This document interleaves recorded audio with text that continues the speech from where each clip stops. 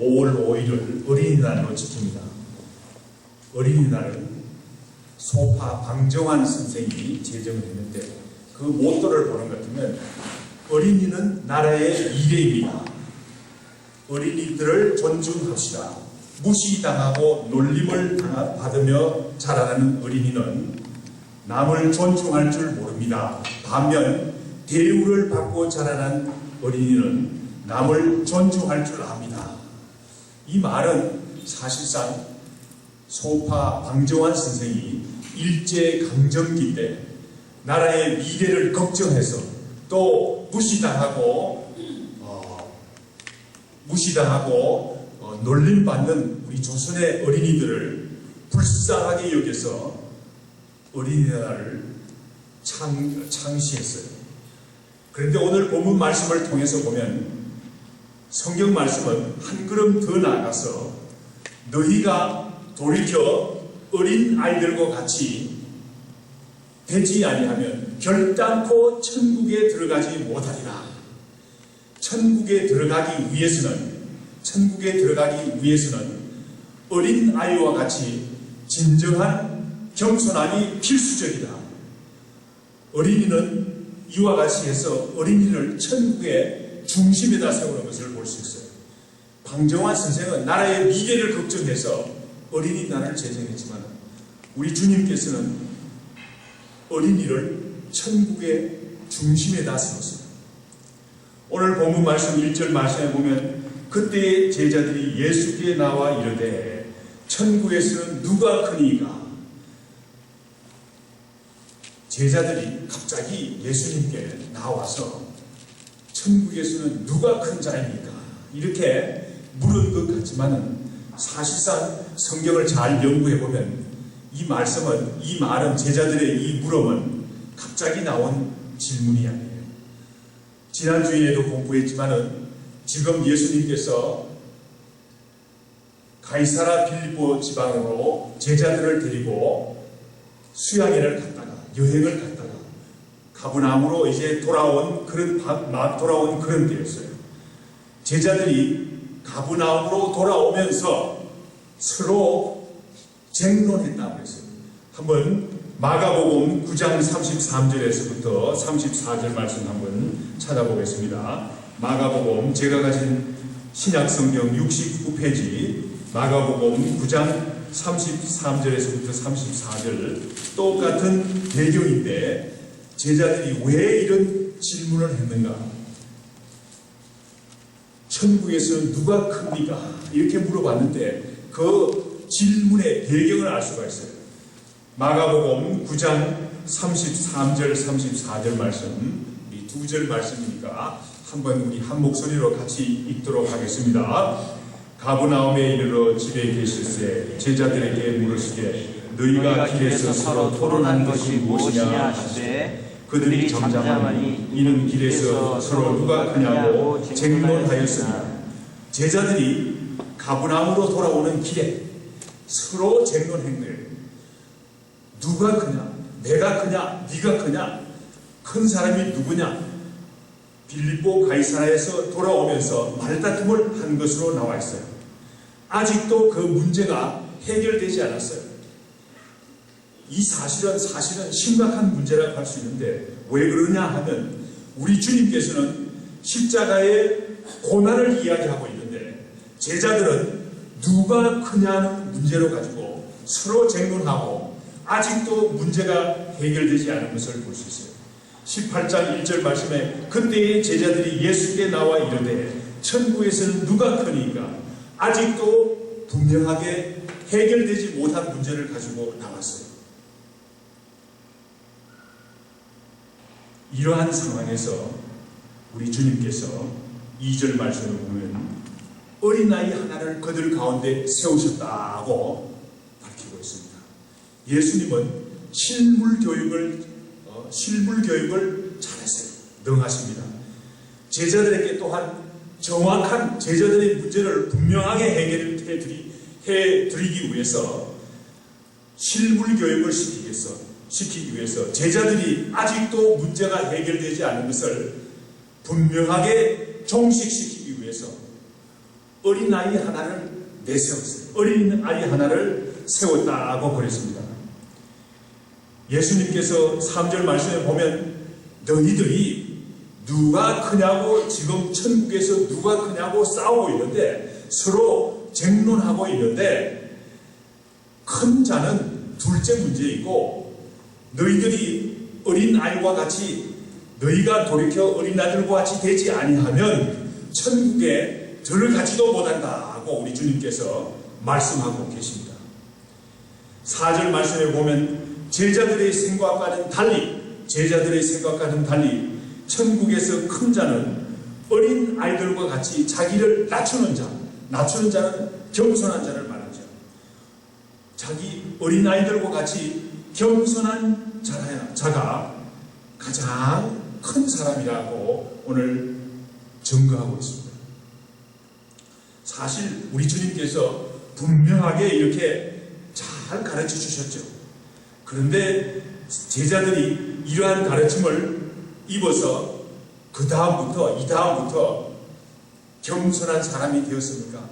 어린이를 잘 귀중하게 생각하는 사람들이 되었습니까? 사실은 겸손하기가, 어린아이와 같이 겸손하기가 쉽지가 않아요. 오늘 말씀을 증거하는 사람이나 듣는 사람이나 이 말씀을 듣고도 말이죠, 우리가 어린아이와 같이 자기를 낮추는 자가 되기가, 겸손하기가 쉽지가 않아요. 제자들도 마찬가지 일인 줄 믿습니다. 마태복음 19장 13절, 한 장 넘겨서 말이죠. 마태복음 19장 13절 14절 말씀에 보면 제자들이 아직도 제자리에 돌아온 것을 알 수 있어요. 예, 그 사투리 같은데, 예, 제자들이 아직도 자기를 낮추는 어린 아이들을 영접하지 못하는 것을 볼 수 있어요. 마태복음 19장 13절 14절 말씀 우리 한번 다 같이 한 목소리로 읽어보겠습니다.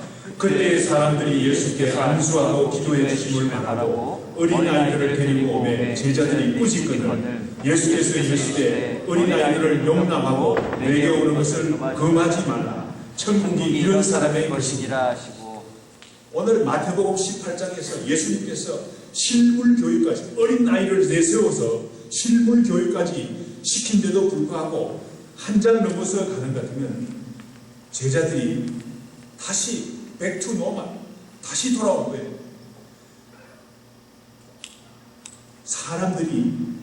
사람들은 알았어요. 예수님께서 어린이들을 좋아해서 어린이들에게 안수하는 것을 알았어요. 그래서 안수를 받기 위해서 어린이들을 데리고 왔어요. 그런데 제자들은 어떻게 했습니까? 제자들은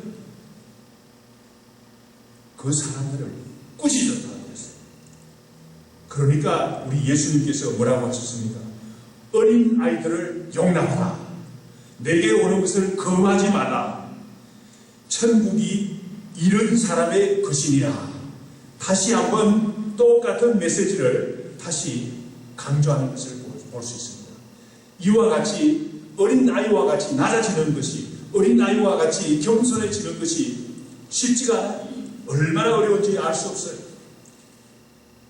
우리는 오늘 말씀을 듣고도 잊어버리지 않도록 우리가 정말 배가의 노력을 하지 않으면 겸손해질 수 없다는 사실을 우리가 분명히 알아야 돼요. 어거스틴 선생은 말하기를 그리스도교를 따르며 신앙생활하기 원하는 사람들의 가장 귀한 요소가 무엇인가? 그러면서 대답하기를 겸손이다 하고 그랬어요. 우리가 그리스도인으로서 예수 믿는 사람이라고 자처하지만 예수 믿는 사람에 있어서 가장 귀한 성품이 무엇인가? 겸손이라고 그랬어요. 어거스틴 선생은 다시 물었어요. 예수 믿고 신앙생활하는 사람들의 두 번째 가장 중요한 성품이 무엇인가? 물었어요. 겸손이다 그랬어요. 세 번째로 물었어요. 예수 믿고 성경 말씀 믿고 말씀대로 살기 원하는 사람들에 있어서 가장 귀한 성품이 무엇인가? 겸손이라고 그랬어요. 이 말씀은 무엇을 말합니까? 성경 말씀대로 살기를 원하고 예수 믿는 사람들은 그 삶에 있어서 겸손이 철철 넘쳐야 된다는 사실을 증거하고 있어요. 이래도 겸손, 저래도 겸손이 넘쳐야 된다는 사실을 증거하고 있어요. 저는 예수 믿는 사람입니다. 이렇게 밝히기를 원하죠. 스스로 밝히기를 원하는데, 스스로 밝히지 않아도 내가 예수 믿는 사람입니다. 이렇게 밝히지 않아도 우리의 삶에 있어서, 우리의 말에 있어서, 우리의 행동에 있어서 겸손이 넘치는 것 같으면 다른 사람들이 저 사람은 틀림없이 예수 믿는 사람이야, 이렇게 알 수 있어요. 말과 행동에, 우리의 말과 행동에 겸손이 넘쳐야 되겠습니다. 제가 생각할 때는 겸손에는 마음의 겸손이 있고, 말의 겸손이 있고, 행동의 겸손이 있는 줄이 있습니다. 그러나 진정한 겸손은 마음의 겸손에서 시작하는 것으로 저는 생각을 합니다. 마음의 겸손이 없으면 말의 겸손이 일시적으로는 있지만은 곧 교만한 말이 나타나요. 제가 경험해 보니까 겸손하겠다, 해야 되겠다 생각해서 겸손한 말을 하려고 애를 썼어요. 애를 쓰는데 이 마음에 겸손한 마음이 없으니까 말이죠, 곧 교만한 말이 툭 튀어나오더라고요. 이 행동에도 마찬가지죠. 우리가 겸손한 행동을 해야 되죠. 겸손한 행동을 해야 되는데 마음의 겸손이 없으니까, 진실로 마음의 겸손이 없으니까 행동을 의식적으로는 겸손하려고 행동하기를 원하지만은 그 겸손한 행동이 끝까지 나오질 않아요. 참는 듯 하다가 다시 교만이 나오고, 이런 사실을 볼 수 있습니다. 겸손은 마음의 겸손부터 우리가 시작을 해야 되겠습니다. 우리가 어떻게 마음의 겸손을 가질 수 있습니까? 진정한 겸손은 예수 그리스도를 본받는 삶 가운데서 나타날 수 있을 줄 믿습니다. 세상 사람들은 말이죠, 잠시 겸손할 수 있어요. 부분적으로 겸손할 수 있어요. 그러나 완전한 겸손은 아니죠. 우리가 위대한 사람들이 있어요. 이런 사람도 있고 저런 사람도 있고, 사람들의 겸손함을 본받기 위해서 애쓰다 보면 때로는 실망할 때가 있어요. 겸손한 사람이라고 생각했는데 그 사람 식사할 때 보니까 교만한 말이 나오더라. 그 사람 겸손한 줄 알았는데 그때 이 얘기하는 거 보니까, 한마디 하는 거 보니까 교만한 말이 나오더라. 진정한 겸손은 예수 그리스도를 본받는 삶 가운데서 진정한 겸손을 우리가 배울 수가 있어요. 우리 예수 그리스도만이 진정한 겸손을 우리에게 보여줄 수 있을 줄 믿습니다. 오늘 예수님께서 뭐라고 했습니까? 어린 아이와 같이 겸손할 때 우리가 예수 그리스도의 모습이 우리에게 나타나는 줄 믿습니다. 이와 같이 우리는 어린 아이와 같이 자기를 낮추는 겸손이 우리 신앙생활의 중요한 부분이, 가장 중요한 부분이 되어야 되겠습니다. 오늘 본문 말씀 5절에서부터 9절 말씀에 보면 어린아이를 실족하게 하는, 우리가 어린아이를 우리의 중심, 신앙생활의 중심에다 세우는데, 중심에다 세우기는커녕 어린아이를 실족해 할 수가 있어요. 그래서 먼저 5절 말씀에서 우리 주님께서 내 이름으로 어린아이 하나를 영접하면 곧 나를 영접함이라 하고 우리 주님께서 말씀하셨어요. 우리가 주님을 영접하기를 원하죠. 주님께서 원하시는 것 같으면 우리가 뭐든지 해드릴 마음이 준비가 되어 있어요. 그런데 우리 주님께서 나로다 그러면서 내가 예수 그리스도다, 그러면서 나타납니까? 그렇지 않죠. 어린 아이의 모습으로 나타나는 거예요. 우리 주님께서 어린 아이 하나를 내 이름으로 영접하면 나를 영접하는 것이라 하고 오늘 예수님께서 분명히 말씀하셨습니다. 우리는 예수님을 존중하고 예수님을 모시기를 원하는데 우리는 어떻습니까? 우리는 어린아이를 존중을 고사하고 어린아이를 실족해 하는 일이 얼마나 많은지 알 수 없어요. 그런데 오늘 본문 말씀 6절 말씀에 보면 예수 믿는 어린아이, 믿음 있는 어린아이 하나를 실족해 하면 연자 맷돌을 메고 바다에 빠뜨리우는 것이 낫다고 했어요. 우리 주님께서 얼마나 무서운 말씀을 하십니까? 믿는 어린아이 하나를 실족하게 하고 우리는 늘 어린아이들을 무시하고 실족하게 하는 일이 많은데 믿는 어린아이 하나를 실족하게 하면 연자 맷돌을 바다에 목에 걸고 바다에 빠뜨리우는 것이 오히려 더 낫다고 그랬어요.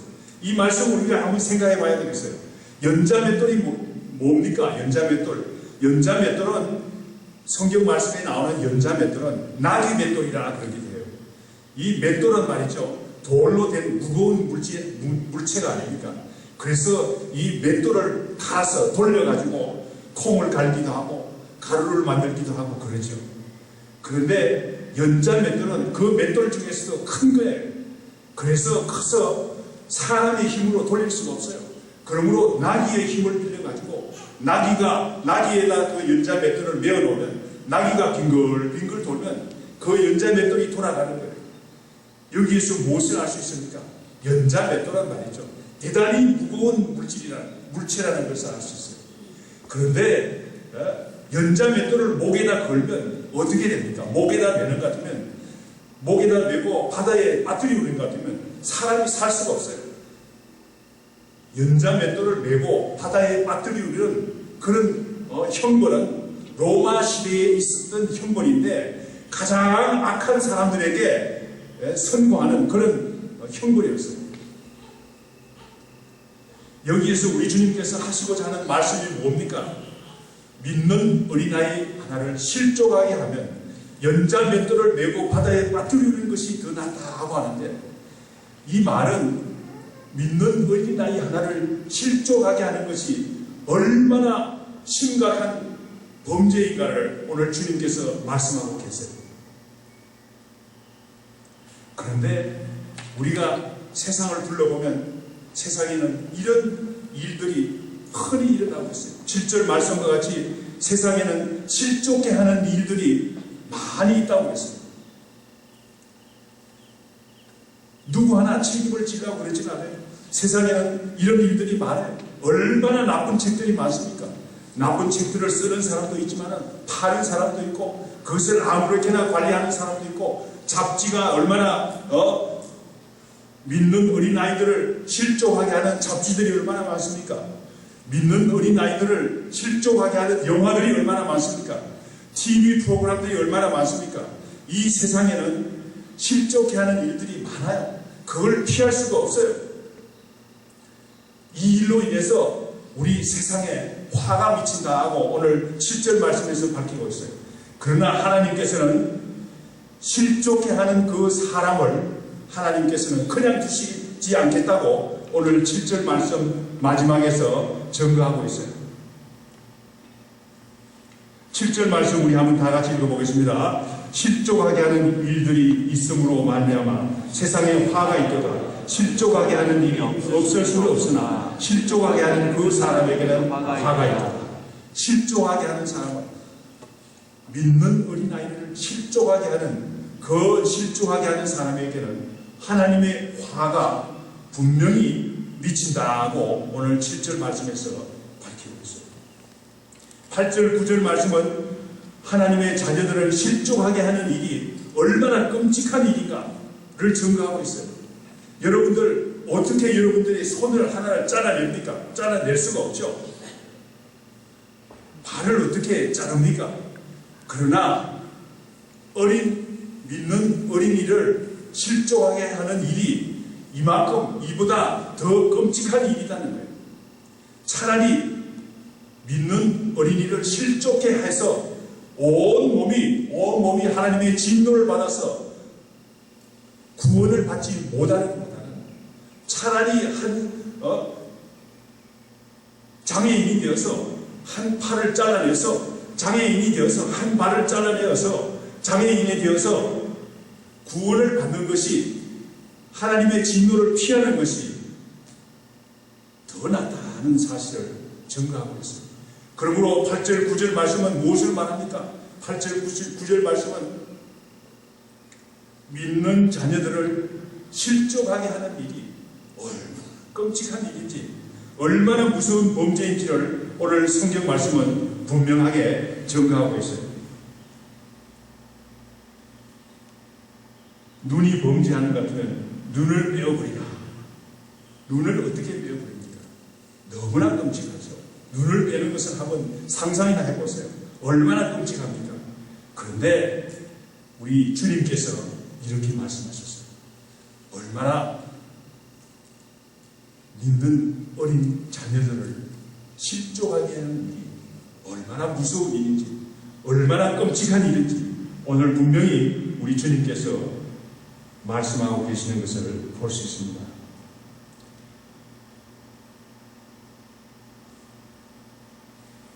이와 같이 우리 어린 아이들은 성경 말씀에 있어서 우리 신앙생활에 있어서 대단히 중요한 위치를 차지해요. 대단히 어린이들은 대단히 귀한 위치를 차지하고 있습니다. 오늘 본문 말씀 10절에서부터 14절 말씀에 보면 어린이들이 얼마나 귀하고 중요한지를 잘 밝히고 있어요. 10절 말씀에 보면 작은 어린아이지만, 작은 소자지만 그 작은 어린이의 수호 천사가 하나님의 보좌에 앉아있는 하나님 아버지와 매일 얼굴을 대면하면서 얘기하고 있다고 했어요. 그러므로 우리는 결코 어린이를 무시할 수가 없어요. 우리가 볼 때는 무시하기 쉽고 한마디 그냥 톡 쏘아주고 싶은 그 버릇을 좀 고쳐 이렇게 좀 마음대로 말하고 싶기도 하지만은 여러분들 아셔야 되는 것은 오늘 10절 말씀에서 분명히 알아야 되는 것은 그 어린 자녀의 수호 천사들이 하나님과 마주대하고 매일 보면서 그 누가 우리 어린이를 함부로 대하는가, 무시하는가 다 보고 있습니다. 높은 사람하고 빽이 대단하게 얼마나 큽니까? 하나님의 빽을 가졌어요. 우리 어린 자녀들이지만 제가 말이죠, 젊었을 때 한 1년간 청와대에서 일을 했어요. 청와대에서 일을 했는데 한번 시골에 가니까 근데 제가 이렇게 입은 옷이 좀 특별한 옷이 돼가지고 어디에서 일하십니까? 그래서 나중에 이야기하다 보니까 청와대에서 일합니다. 그러니까 말이죠, 그 사람이 말이죠, 와 갑자기 그냥 얼마나 존중을 하는지 갑자기 말이죠. 우리가 어린 자녀들을 볼 때는 정말 코도 흘리고 보잘것없이 보이지만 우리가 정말 귀하게 생각해요. 얼마나 귀하게 생각해요. 왜 그렇습니까? 하나님 아버지를 매일, 그 천사가 말이죠, 하나님 아버지를 매일 보면서 누가 말이죠, 어느 집사님이 우리 그 애를 말이죠 푸대접했어요, 무시했어요, 이렇게 한마디 하는 것 같으면 여러분들 나만 아직 못해요. 얼마나 귀한 말씀인지 오늘 10절 말씀 우리가 잘 깨달아야 되겠어요. 그들의 천사들이 하늘에 계신 내 아버지의 얼굴을 항상 배운다고 했어요. 항상 배운다고 했어요. 이런 형편이니 우리 작은 아이 하나라도 업신여기서는 안 되겠어요. 좀 부족한 점이 많지만 우리가 격려하고 우리가 잘 이끌어서 하나님께서 귀하게 쓰는 자녀들이 될 수 있도록 우리 교회는 어린 아이들을 업신여기지 않고 귀하고 가장 중요하게 생각하는 귀한 교회가 되기를 원합니다. 우리 교회에 어린 자녀들이 오는 것 같으면 다 귀함을 받고 다 중요한 그런 존재들인 것을 만방에다 우리가 알려야 되겠어요. 우리는 이 점을 우리가 분명히 깨닫고 1년에 한 번씩 어린이날을 지키는 걸로 끝나는 것이 아니라 우리는 우리의 모습을 보여야 되겠는데 어린 자녀들을 정말 귀하고 귀중하게 우리가 생각해야 되겠습니다. 오늘 본문 말씀 11절 말씀에 보니까 없음이라고 이렇게 나와 있습니다. 왜 성경 말씀이 없습니까? 이렇게 생각하시는 분들이 있어요. 그래서 간단하게 설명을 좀 드려야 되겠어요. 원래 마태가 마태복음을 썼을 때는 그 당시에는 그때는 이 마태복음을 다른 사람에게 로마에 있는 사람들에게 전달하고 안디옥에 있는 사람들에게 전달하고 이러는 것 같으면 그 당시에는 인쇄기계가 없었어요. 그래서 다 이렇게 카피를 해서 다 하나 이렇게 정성스럽게 옮겨 썼어야 됐어요. 옮겨 써서 그 하나의 사본을 거기다 보내고 로마에다 보내고 또 하나의 사본은 안디옥에다 보내고 이렇게 해서 성경 말씀이 점차적으로 퍼진 거예요. 그런데 우리 성경은 보면 어떻습니까? 18장 11절 장도 있고 절도 있고 이렇죠. 이 장을 제일 먼저 정한 사람은 1227년 제가 어젯밤에 공부를 했어요. 1227년에 보니까 스테판 랭톤이라는 사람이 먼저 마태복음 신구약 성경을 말이죠. 장을 다 놨어요. 장을 나눴어요. 그래서 마태복음 18장 이까지만 정해놓은 거예요. 그런데 나중에 또 1551년에 와서 로버트 스테파누스라는 사람이 가만히 보니까 18장에도 너무 많은 말씀들이 있으니까 이 절수를 다 이렇게 하나하나 절수로 구분하는 것 같으면 좋겠다. 그래서 스테파누스라는 사람이 로버트 스테파누스라는 사람이 그 당시에 가지고 있는 가장 좋은 성경에다가 그 절수를 다 기입을 했어요. 절수를 다. 그래서 마태복음 18장 11절이라는 그런 11절이라는 말씀을 넣었어요. 번호를 넣었어요. 그런데 나중에 보니까 말이죠. 스테파누스가 사용한 그 사본은 좀 잘못된 좀 쓸데없는 말들이 들어간 그런 사본이었어요. 나중에 1800년대에 와가지고 시내산 사본도 발견이 되고 또 바티칸 궁전에서 그 창고를 뒤지다 보니까 더 좋은 사본도 발견이 되고 이래서 이게 스테파누스가 쓴 절수를 정할 때 쓴 헬라어 성경은 좀 사본 중에서도 후대에서 잘못 들어간 그런 부분이 있다 생각해서 성경 말씀은 다시 우리가 성경 말씀을 잘 고쳐 만들었을 때는 11절이 없어집니다. 근데 11절이 없는데 말이죠. 거기다가 다른 말씀을 넣고 이렇게 할 수 없죠. 그래서 11절은 없어 이렇게 쓰여진 거예요. 그 정도 아시고 오늘 본문 말씀 12절 13절 말씀에서는 무엇을 알 수 있습니까? 우리 주님께서 보잘것없는 어린아이라도 믿는 아이를 얼마나 귀하고 중요하게 생각하는지 우리 주님의 마음이 12절 13절 말씀에 나타났어요. 우리 주님께서 그 마음을 나타내기 위해서 양 100마리 가진 주인의 이야기를 쓰고 있어요. 양을 100마리나 가진 주인이 있어요. 이 주인이 양을 치는데 어느 날 보니까 양을 세워보니까 91마리가 그 양 중에서 가장 어린 새끼 한 마리가 없어졌어요. 그런데 이 양 주인은 90마리의 양을 산에다 두고 그 잃어버린 양을 찾기 위해서 나섰어요. 그런데 양을 찾았어요. 양을 찾았을 때 그 기쁨이 얼마나 크겠습니까? 잃어버렸던 양, 죽었다고 생각했던 그 양을 다시 찾은 양 주인의 마음이 얼마나 기뻤겠어요. 양 99마리로 인한 기쁨보다도 한 마리 잃어버렸던 양을 찾은 그 기쁨이 더 크지 않겠느냐고 우리 주님께서 반문하고 계세요. 그 주인의 마음이 우리 주님의 마음이고 하나님 아버지께서는 14절 말씀에 보면 아무리 작은 아이라도 잃어버리는 것을 하나님께서는 원하시지 않는다는 사실을 오늘 14절 말씀에서 분명히 밝히고 있습니다. 이와 같은 하나님 아버지의 마음을 하나님 아버지의 마음으로 우리가 교회를 섬겨야 되겠습니다. 우리가 어떤 마음으로 교회를 섬깁니까? 우리 교회는 어린아이 하나라도 잃어버리지를 않기를 원하는 우리 귀한 마음, 하나님 아버지의 마음으로 우리 온 성도님들이 우리 교회를 섬기기를 원합니다.